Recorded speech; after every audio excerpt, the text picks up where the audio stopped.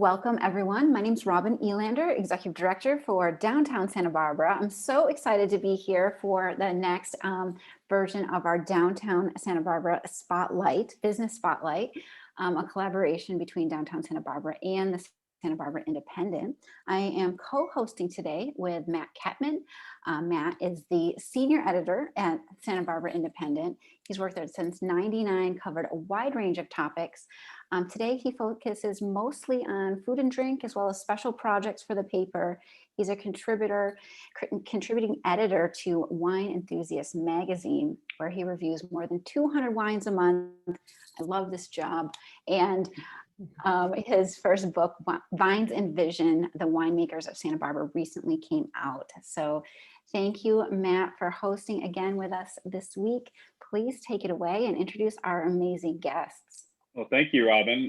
I know you like my job title, but I cringe every time I see a UPS truck, and that's pretty much twice a day. So, but yes, I'm Matt Kettmann, senior editor at The Independent, contributing editor for Wine Enthusiast. Have written about all types of things in town here, including quite a bit of travel stuff, both in town here and out of town. So that's what we're going to be talking about today.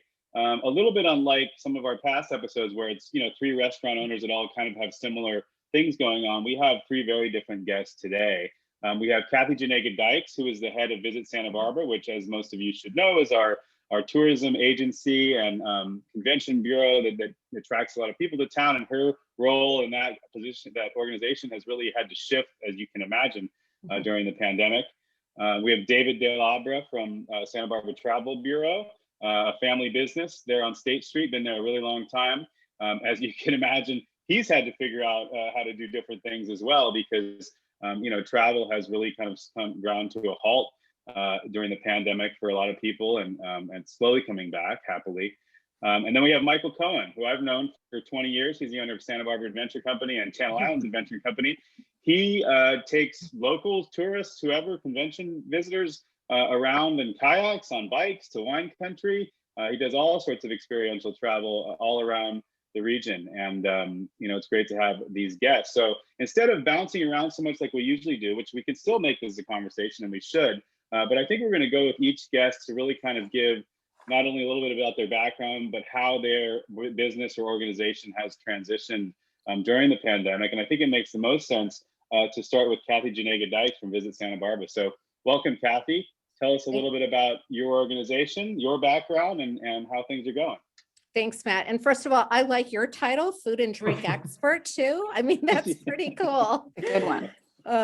So it's been my great privilege to really serve as president and CEO of Visit Santa Barbara for actually the past 16 years. And for those that may not know, Visit Santa Barbara is the official destination marketing organization for the South Coast. So we promote leisure travel, meetings and events, international, even film production. And so it's essentially our job is to bring people into the community to really make a positive economic impact.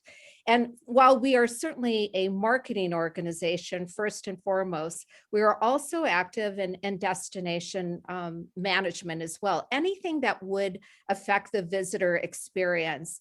And that certainly ranges from transportation, product development, beach cleanup, or even air service development. We were involved with bringing Southwest Airlines to Santa Barbara, which is going to launch on April 12th. Exciting news for everyone. Congratulations. That's wonderful. The timing could be more perfect for our community.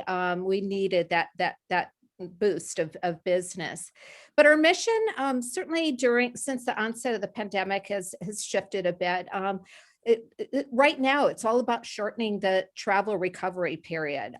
We've wanted to save as many jobs, as many businesses as possible, and that's done by attracting this high-spending overnight visitor to stimulate the most economic activity, but still being very good stewards of the community. And in fact, promoting safe and responsible travel has been our absolute number one priority since the onset of the pandemic. And perhaps it maybe seems like a lofty goal for a marketing organization, but I think it's certainly like during crises like these, I mean, Santa Barbara's faced a number of where people really recognize importance of tourism to our jobs and to our community overall.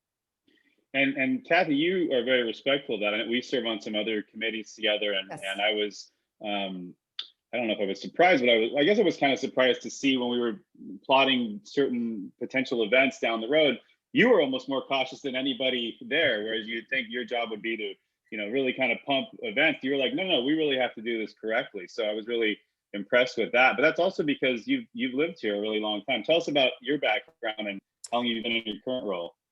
So I've been in with Visit Santa Barbara for 16 years, but I started my career off in the hotel industry. I graduated with a communication degree and worked for a variety of hotel companies, moved up to Santa Barbara when it was the Fess Parker property opened, and then started working for this organization for about 10 years, but more in a sales capacity. And then I left to run Ventura CVB, and then came back 16 years ago to run Santa Barbara. I feel very honored to represent this community. I'm very passionate about this area, and I mean, what's not to like and to promote, to this area. We're very lucky where we live and where we work. And my general sense, this is kind of a softball question, I guess, but my general sense is that when you're compared to other visitors associations around the state, Santa Barbara is considered one of these top performing organizations. I mean, is that a safe estimation on my part? we like to think that we're very effective, and we've been seeing success certainly with the ramp up of business as well too. I have an incredible team that works for me, public relations, marketing, research, sales as well too. We use a lot of data to inform many of our decisions, particularly our digital marketing strategies as well too. And we try to be very cooperative and working collectively with other organizations. We work really closely with Robin. I serve on her board. I serve on a number of other boards as well too. And not one organization can do it on their own. It has to be a collective effort. And that's what's really great about here in Santa Barbara. We've seen that sort of synergy and people working together for a common goal. Right. Your job must be one of those ones that comes with a bunch of automatic board seats, for better and worse. You must serve on a lot of meetings. I actually like it because I learn a lot about other organizations. So so I enjoy it. And another thing that I don't think necessarily everyday local understands, but is how critical the kind of convention and conference business is to Santa Barbara. And that was kind of the first, even before like travel ground to a halt, that was kind of shut down because you're talking about a bunch of people in rooms. How's that going? How are we moving towards bringing that back? Yeah, it's certainly been quite a roller coaster this past year. Certainly when hotels were permitted to open in June, we kind of ramped up all of our marketing efforts. And of course, at that point, hotels were open for leisure business. And we saw, I mean, this has been, a destination that people have sought out during the pandemic. We certainly have what people are looking for: wide open spaces, outdoor dining, outdoor wine tasting, gardens and beaches. And business has been, very strong until this last shutdown. We're seeing again another ramp up. We're slowly seeing business continue to increase, but still employment at hotels right now is 37% below than it was a year ago. I mean, this is all about jobs as well too. And a lot of this is because we have not been able to bring groups back to our hotels. And I'm referencing small conferences, small meetings, weddings, incentive groups, and things like that. And frankly, these are conferences that other businesses really rely on. I mean, you'll hear from Michael, who really works with a lot of our meeting planners and planning these offsite group activities as well too. So we're working really closely. I think, again, you said it, Matt, it's all about being very cautious, making making sure that you have the safety and health protocols in place. And we just wrote a meetings guidance document that really outlines how meetings could be, we could permit meetings as long as we have these protocols in place. And this mirrors the guidelines that California Hotel and Lodging Association has written as well too. We've localized it to actually show how it can be done in our various hotel facilities, our ballrooms and meeting rooms. And our goal is, of course, to encourage and advocate the state to adopt these guidelines. So at least create a plan. So tell us when we can start booking meetings and conferences. We know it's not today, it's not tomorrow, but can it be done in the fall so that brides can start planning their weddings and meeting planners can start booking conferences. And that is so important for our overall economy. Great. And I assume these people are knocking, like people are interested in doing this. Yeah. Yeah. Of all the challenging things you've ever hit in your career, would you say this is the most? Well, I thought after facing the Thomas Fire and Montecito debris flow, I thought I had said at that time that was the most challenging, crisis that I've ever experienced. But this, of course, tops it all. The devastation to our economy is just beyond belief. And I do feel like we're going to have this comeback story. I know that our industry will, again, be successful again. But our hospitality industry is one of the hardest hit industries globally, and it's going to take a while for us to come back. But I feel very confident. And again, we have everything in Santa Barbara that people are looking for. Right. Well, that's one of the themes that's come up on these talks is the unfortunate fact that a lot of business owners and organizations have had to deal with repeat tragedies. So there is a kind of a firm resilience in a lot of our guests. So. Well, thank you, Kathy.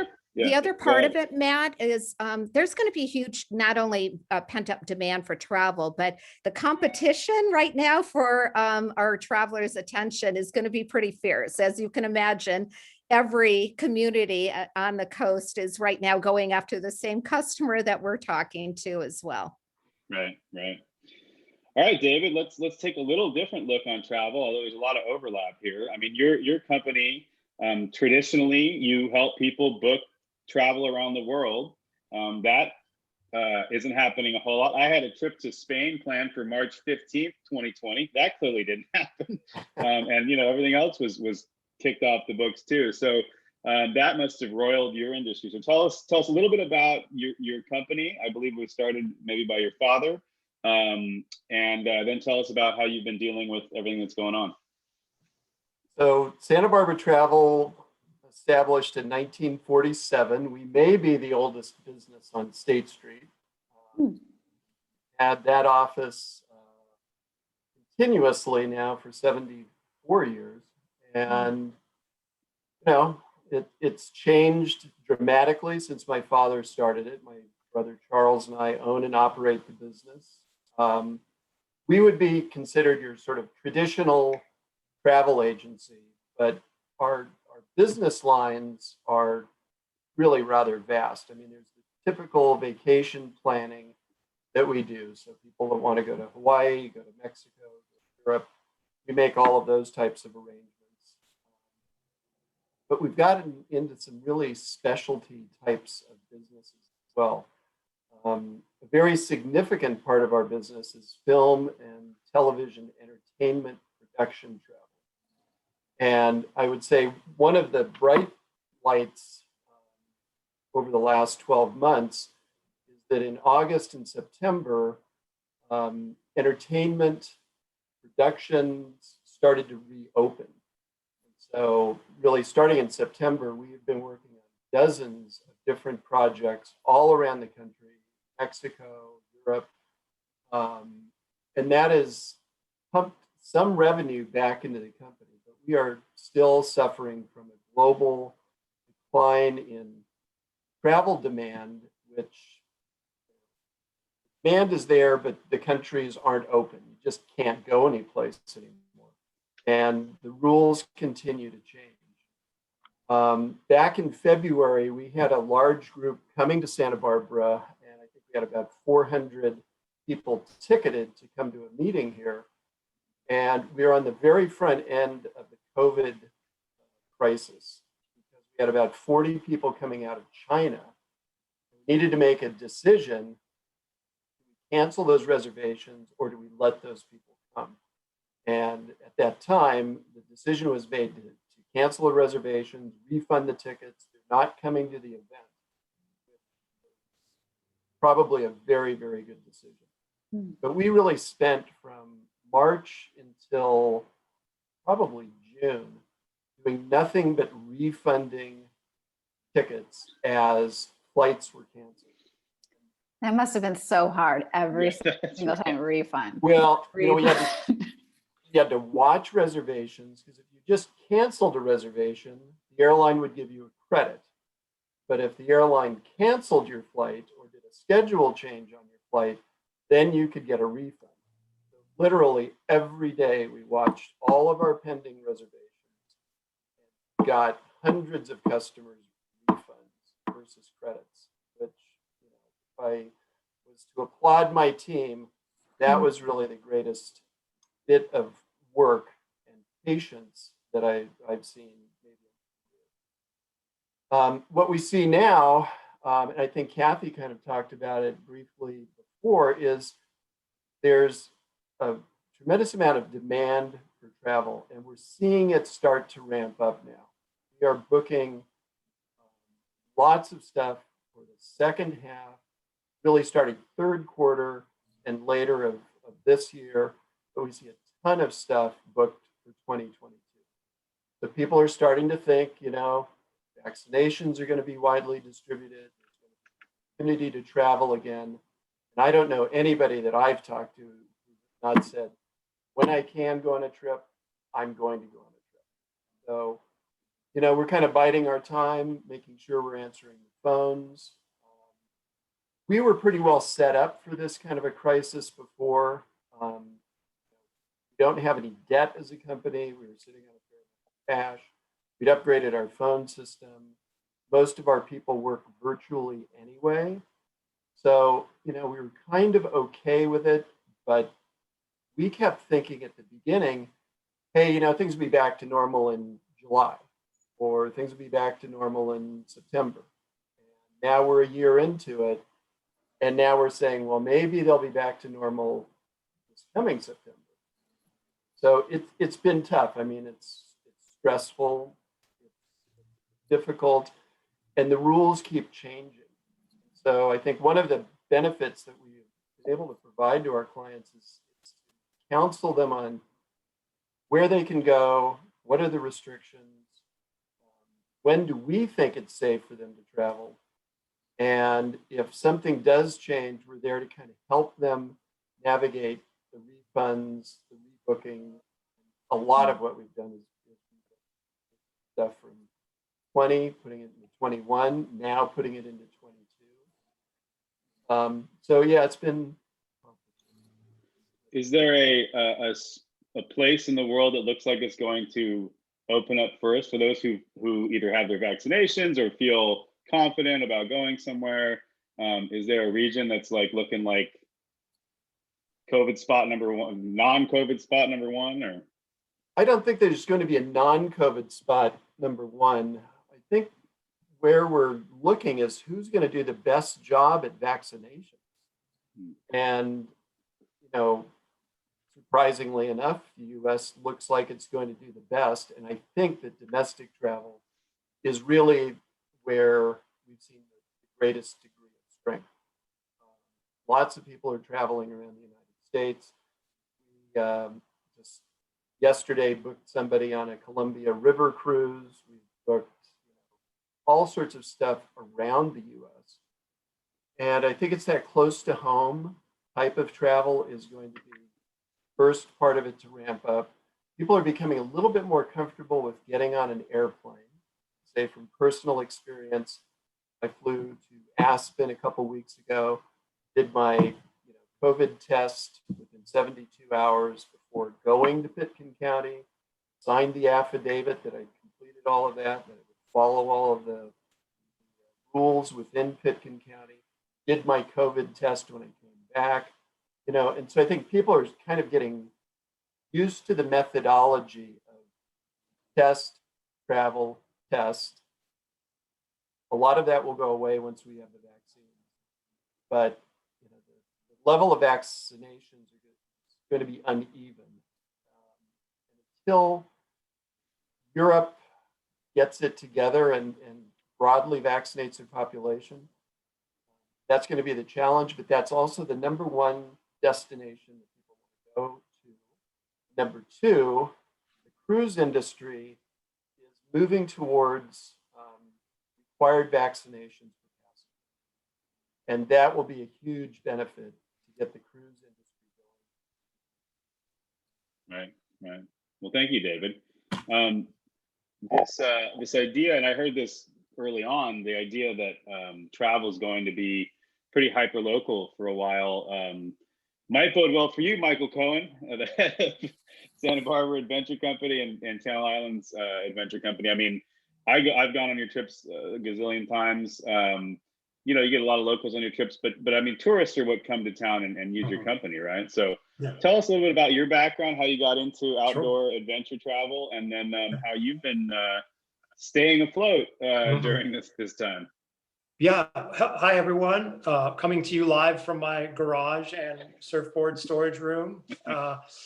My name's Michael Cohen. I own Santa Barbara Adventure Company, Channel Islands Adventure Company. We have a third brand called Santa Barbara Wine Country Tours. So we also have a luxury brand where we do wine country tours out to the San Ynez Valley by van and by bike. But my background is, this is about experiential travel. And so I've been thinking about that for the last couple of days. And I actually was saved by experiential education. I grew up in Santa Barbara. I went to Santa Barbara High. My family is still around here. And during my middle school years, I would have been classified as at-risk youth. And so I was introduced at that time to nature. Really, I got hooked up with a holy roller who took us out into the Sierras in long backpack trips. He called them expeditions. And we would go and do a peak ascent. I remember doing Mount Stewart and Mount Whitney at a very young age. And the experience there really taught me to be self-resilient, to work as a team. And most importantly, it taught me a deep, deep love for being in nature, being outside, and understanding that I can be comfortable, but actually not only that, happy in that. So, then I started my own, after college, I went to as far away from Santa Barbara as possible and went to Humboldt State University. And there I fell in love with whitewater rafting and kayaking. I had already been doing a lot of those activities before I went to Humboldt, and there I met like-minded people and started working actually for a river company that based in California, and they would do long wilderness trips. I was very fortunate to get connected. It's called Echo the Wilderness Company, and it was really well known at the time. And they did long wilderness rafting trips in Idaho and Oregon and California. So that started my professional guiding career. And I did that for about 10 years, just traveling. I would live in my pickup truck and work seasonally. And I matched that then soon with outdoor education. So in the summer, I would do rafting in Idaho on the Middle Fork of the Salmon. In the fall, I would do outdoor education programs at our Catalina Island. We're taking school groups out there for for my employer then. And then, so I lived seasonally for a while, but I got very burned out and I wanted to come between trips or between seasons, I would come back to Santa Barbara, my home. And as Kathy said before, and I think everyone here knows, it's such a beautiful and magnetic place that I just realized I just love it here. And I want to figure out a life here, even though I had traveled the West and abroad. And so I started my own business and it was like, out of the back of my Mazda pickup truck. And I had, 2-3 credit cards and I would balance transfer and I had 5 kayaks and, I would do the tour. And then at lunch, I'd set up my guests with a nice lunch and I'd go around the corner on the beach at Refugio. I go around the corner, I get on my cell phone. This is when cell phones were coming, and I get the next call because I really want to book the next day. So then I call those people back, book for tomorrow, put the phone away in the dry bag, special dry bag for the phone. And then I come back to my guests and I finish the tour. And so I started that in 1998, which we're in our 24th year, 23rd year now. And since then, we've grown really, really strong. And we have a really wonderful professional team at my office on Haley and Anacapa. So it's grown quite large since then. And we have our main trip is at the Channel Islands National Park. And we are actually the concession holder there for Sea Cave kayaking tours, which is a huge accomplishment. And we also do outdoor education programs in the fall and spring with school groups. That's very experiential, and I'll talk more about that. And then we built the arm of the business that's more for wine country tours, and that's going out to San Ynez Valley. And that's a different segment of traveler. I was really not branded correctly when I started doing it. I was branded as a venture company. And now we have a much more luxury brand. We pick up people at the hotels, conferences, weddings, and take them to San Ynez for wine tasting. That's a little bit about me. And so, I mean, being especially the outdoor parts of your business, I mean, you were, fairly well positioned to deal with a pandemic, a disease that was, or a virus that was spreading mostly indoors. I mean, how long did you have to shut down? And how were you able to come back to business, and how are things going? Yeah, so we were lined up for a very strong spring in 2020. And like David said, once it hit, we just watched all of our reservations for any school groups or corporations automatically start to drain out. And so there was a tipping point where it was just a kind of a bloodletting. It just so much we had built up and been ready for a strong spring and summer and into the fall. And that all went away, and we sort of triaged what to do. Then we were able, because we do flex seasonally, we were able to keep our staff small, but then we did have to furlough some staff, which was very hard for us, of course. And luckily I come from a very empathetic point of leadership. I wanted to make sure everyone was able to survive. So if anyone didn't have adequate unemployment, we offered to continue to pay them. We did the PPP loans. We did all those things to get through PPP and EIDL.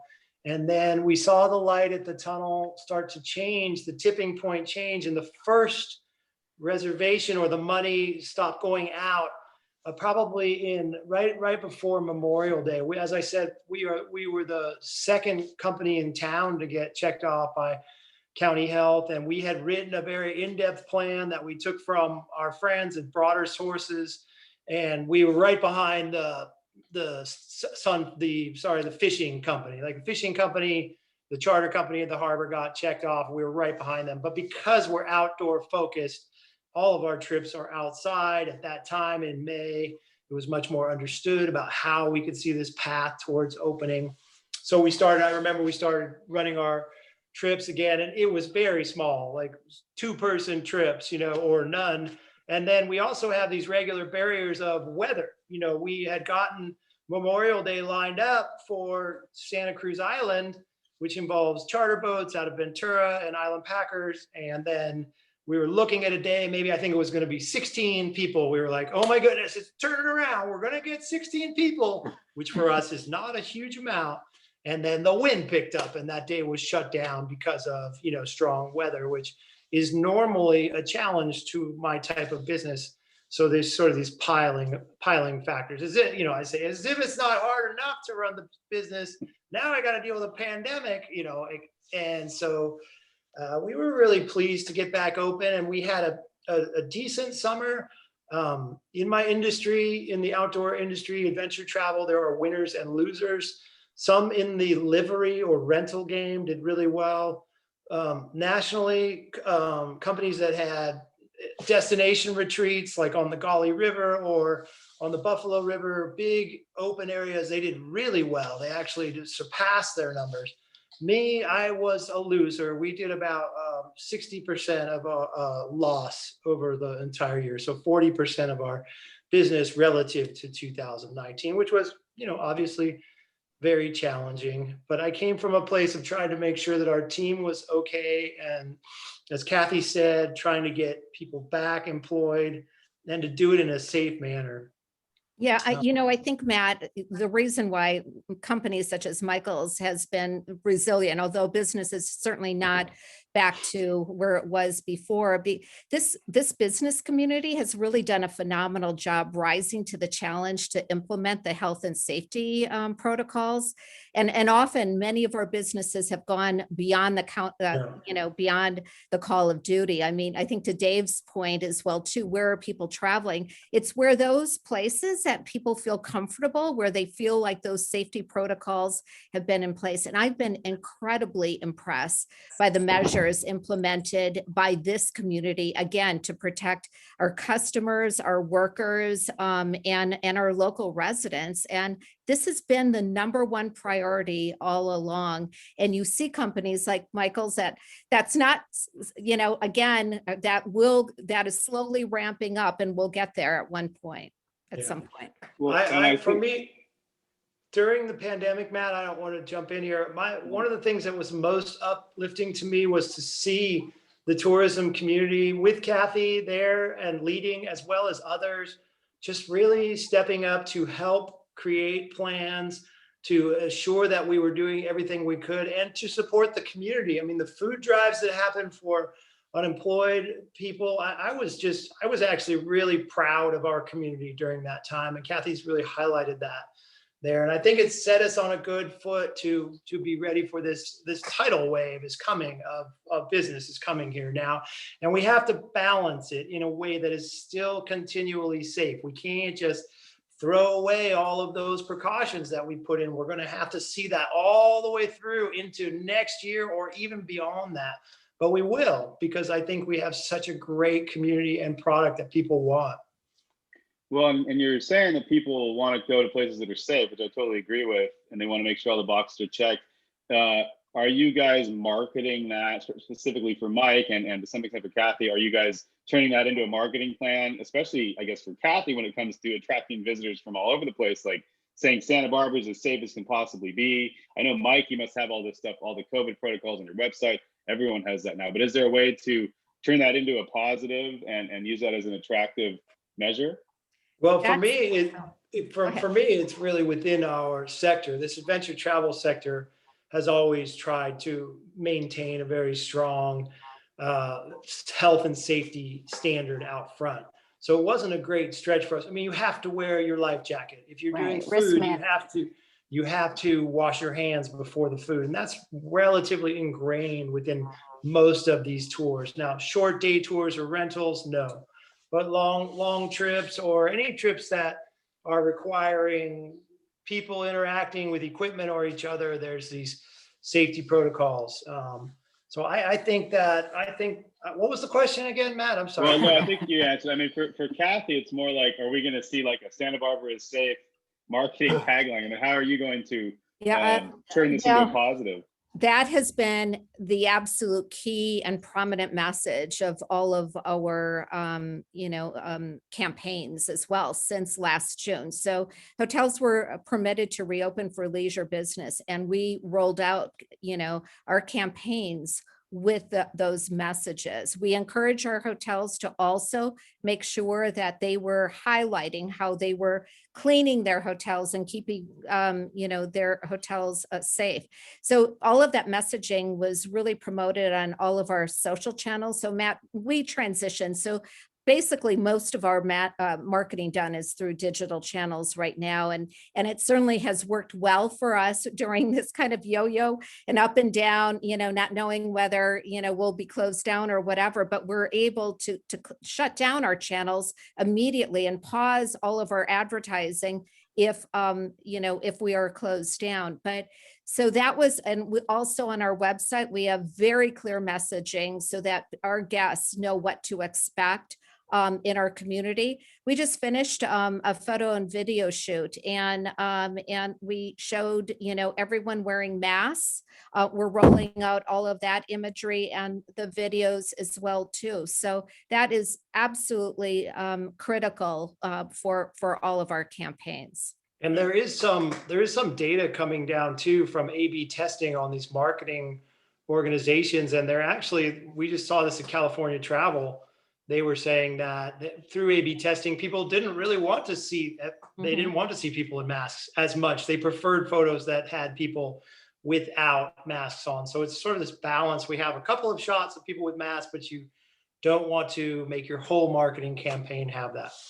Yeah. Well, and hopefully in the near future, the masks go away and vaccines take their place. But on a global basis, it's the clean and safe part of marketing is the focus. How do you get people back to Hawaii? How do you get people to resorts in Mexico? Those are the primary destinations now that people can go to relatively easily. And there's a number of hotels in Mexico that do their own COVID testing on site and give you that 72-hour PCR result so you can return back to the United States. So, it's finding the right properties that do the right thing, that make people comfortable in being able to travel again. And Santa Barbara's done a great job. I grew up in Santa Barbara. Don also, Michael.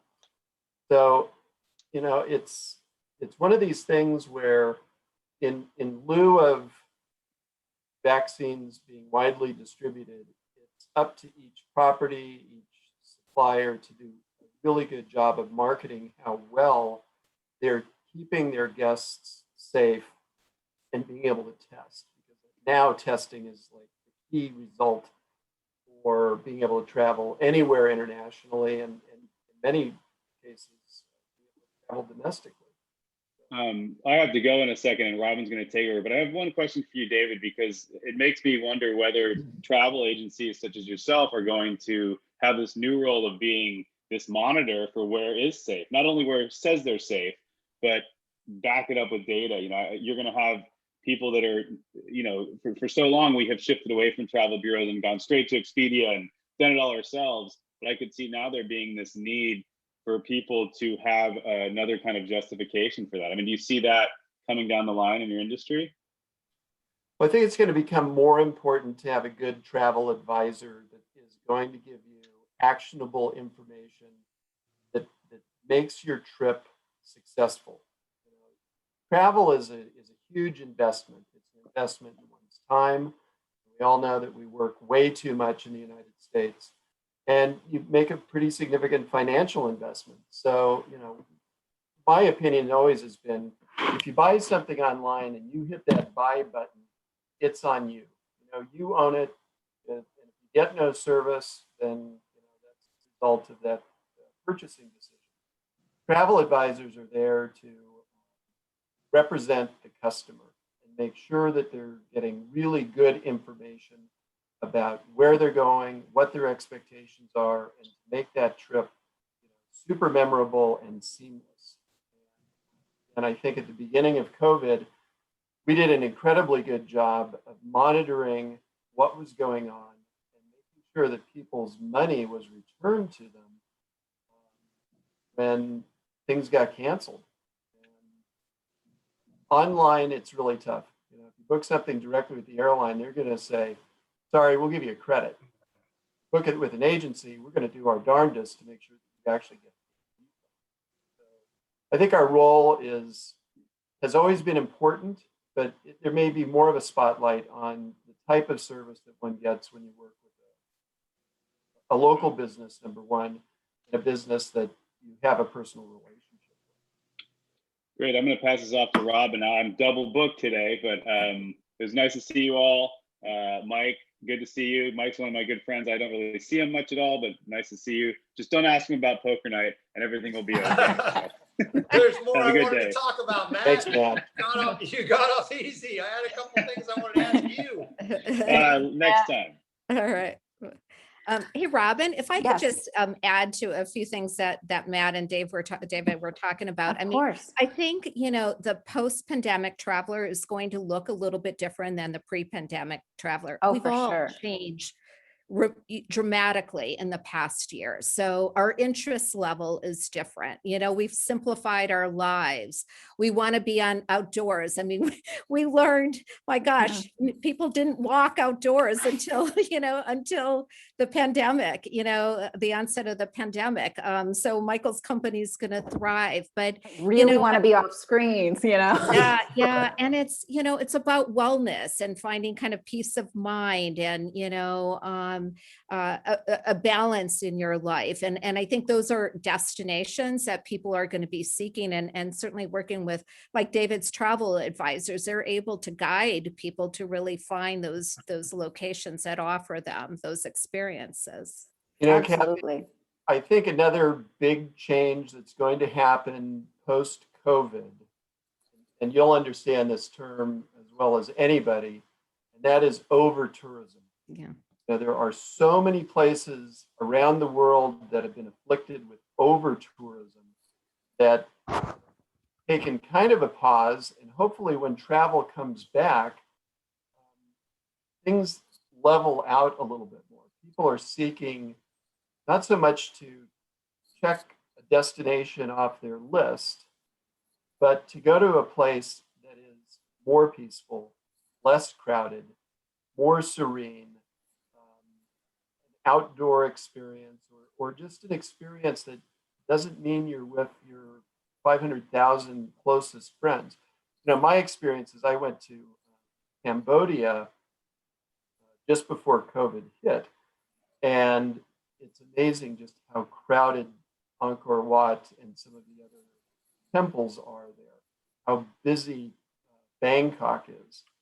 And we've all seen pictures of Florence and Rome and just how crowded some of these places end up being. And I think that that will potentially be a change for the better in a post-COVID I think that's world. a really good point.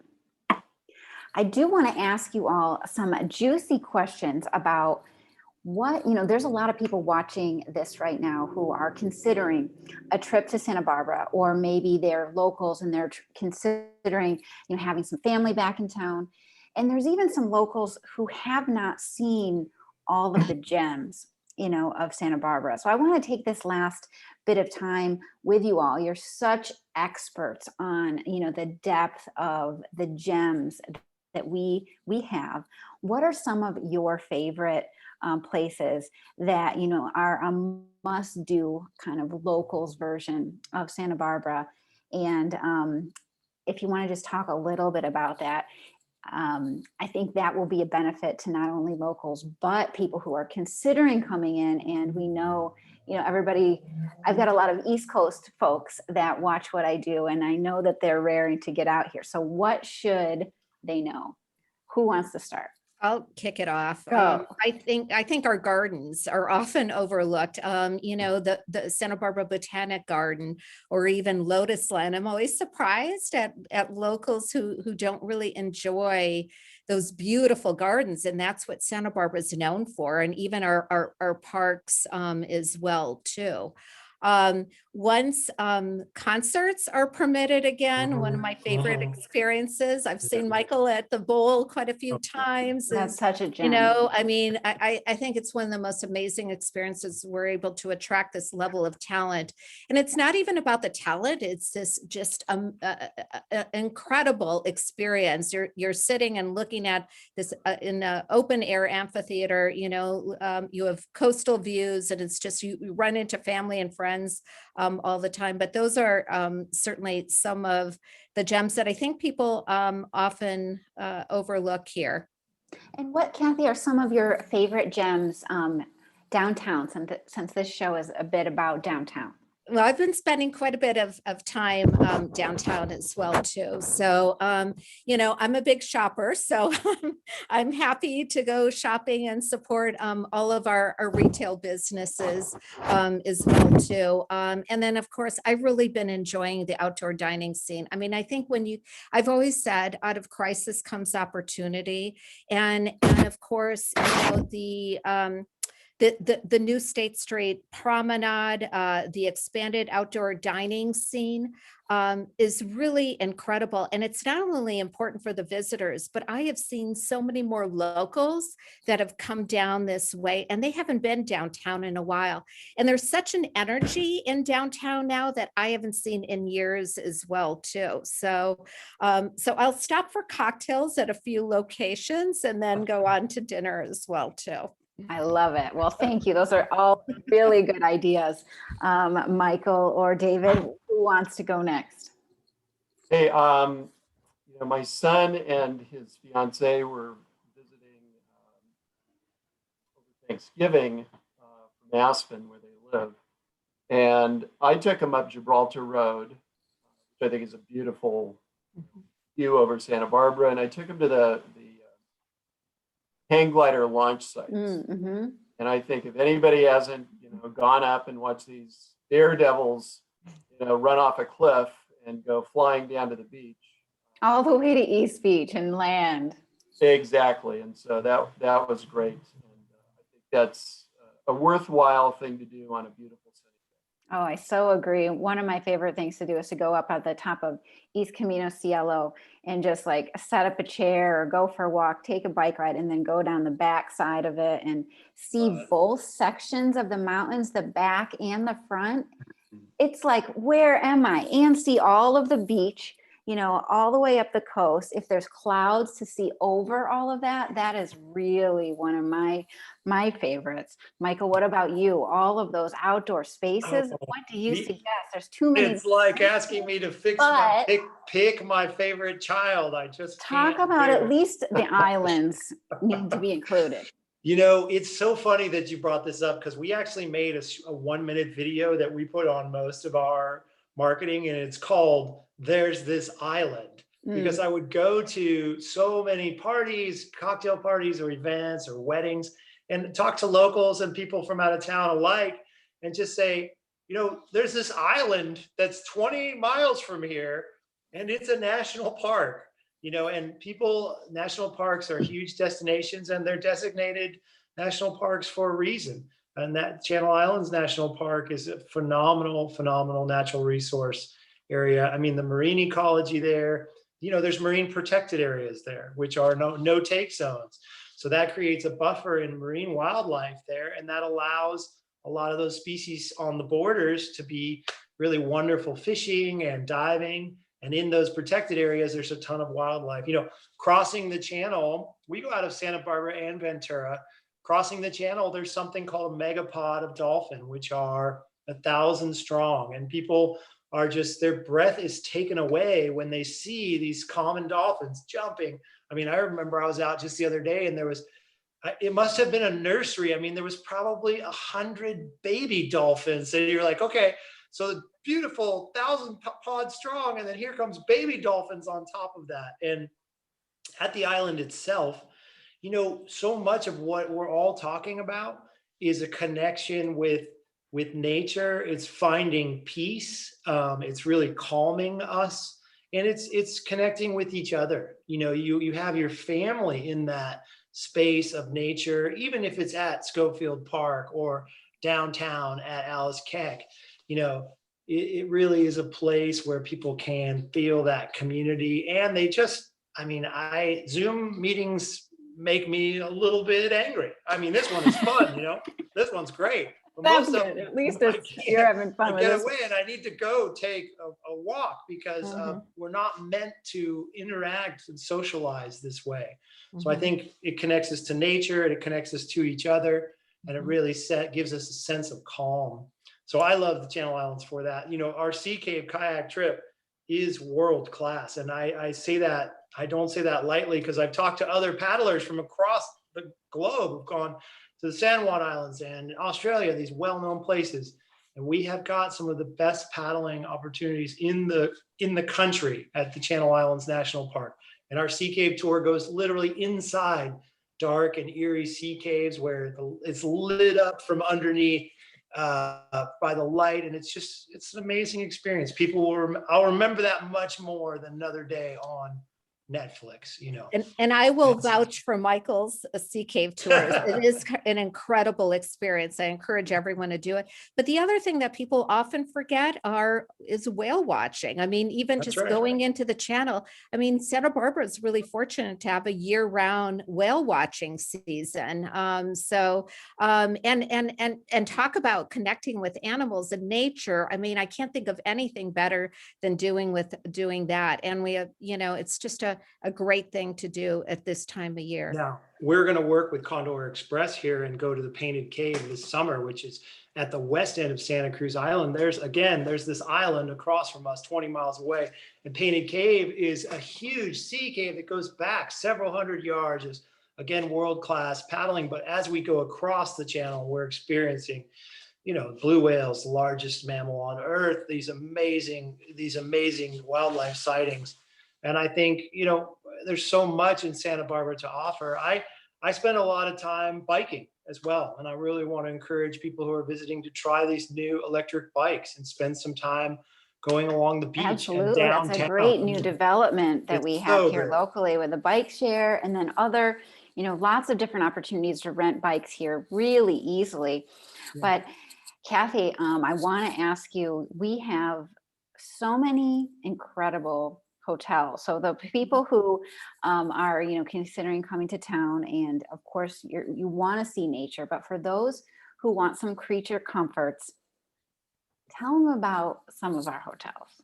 Well, what's appealing about Santa Barbara is actually the diversity of hotel product that we offer. And not every community can offer that sort of diversity. So anything from bed and breakfast to small boutique inns to larger resorts. And everyone has a certain type of hotel that they want to stay at. So I think that's what's really wonderful. We have a couple of new brands coming into Santa Barbara. The Wayfair, which is in the Funk Zone, is now a Marriott property. And there is also a Pally House that has purchased the Spanish Garden Inn. So a couple new brands. I think it really demonstrates that, you know, there are businesses that are investing in our community because they believe in, you know, the future of this community and then the tourism industry. Right. I think in normal years, Santa Barbara has got great hotel demand. And Yeah. Kathy said, Usually you great can't get spectrum. even a spot practically, but now, you know, as we're reopening, this is a perfect time to start booking something, because it's like you're able to access Santa Barbara in an easier way right now, and soon, you know, it will be pretty booked up again. So grab your spot. Yeah, and I think, Robin, there's a lot of locals that stay at area hotels. So, you know, particularly the resorts, people who just want to get away from their A houses. staycation. Where they're I'm so in one of working or those they're kinds going of to modes. school. So it's such a pleasure, and maybe they're not ready to travel outside the destination yet, but certainly enjoying our facilities, enjoying any of these recreational offerings is great. Wonderful. Lastly, if people are considering booking something with either any of your organizations, David, tell us about how people might want to go about doing that with you. How can people contact you and your organization? And Michael and Kathy, please share after he's done a little bit of the same.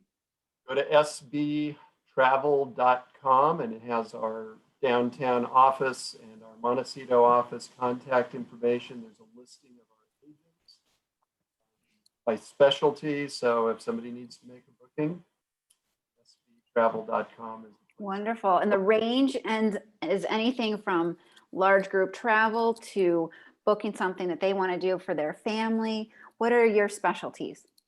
Well, you know, I put together kind of a short list, and it goes vacation planning. We're working on like multiple bachelorette parties and destination weddings right now.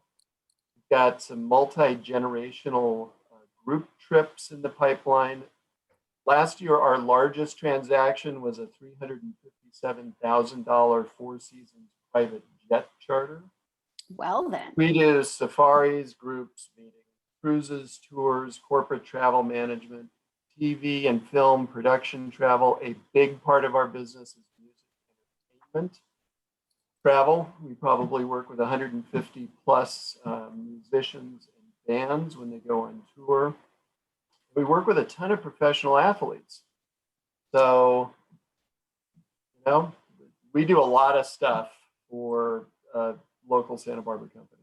Wonderful. Well, thank you for all you're doing to bring amazing people here and get our amazing people to see, all over the world. Michael, tell us about how people can book some of these amazing trips in our beautiful nature. How can they reach you? Yeah, well, we are on the World Wide Web.